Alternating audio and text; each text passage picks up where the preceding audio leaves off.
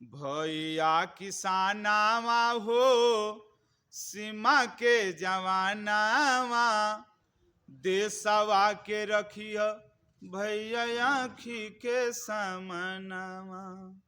भैया किसानावा हो सीमा के जवानावा, देशवा के रखिय भैया आँखी के सामनावा। देशवा के खातिर भैया करब जो काम हो, अमर हो जाई है भैया जगवा में नाम हो। देशवा के खातिर भैया करब जो काम हो, अमर हो जाई है भैया जगवा में नाम हो। चानवा सूरज जैसे चमके गगनावा, देशवा के रखिय भैया आँखी के सामनावा। चानवा सूरज जैसे चमके गगनावा, देशवा के रखिय भैया आँखी के सामनावा। राणा भगत सिंह टीपू सुल्तान हो, कोइले लड़ाई भैया भैले बलिदान हो। राणा भगत सिंह टीपू सुल्तान हो, कोइले लड़ाई भैया भैले बलिदान हो।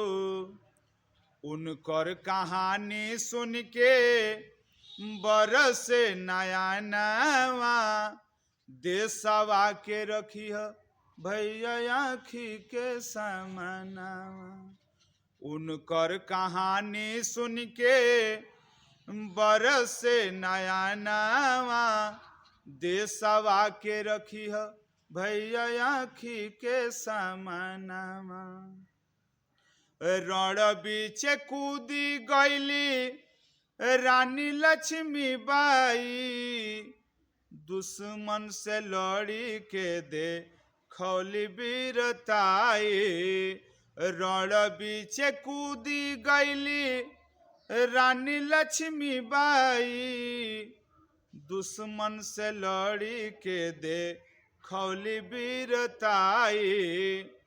जेकर वीरताई सगरो जानेला जहानावा, देशवा के रखिय भैया आँखी के सामनावा।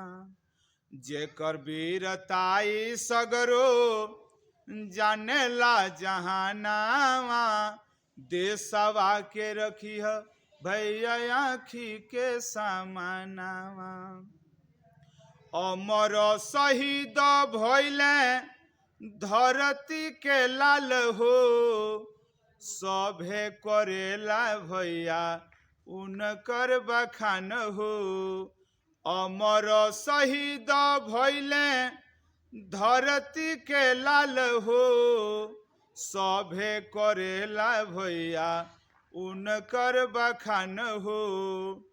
कौशल कुरानावा हो बेदावा पुरानावा, देशवा के रखिय भैया आँखी के सामनावा।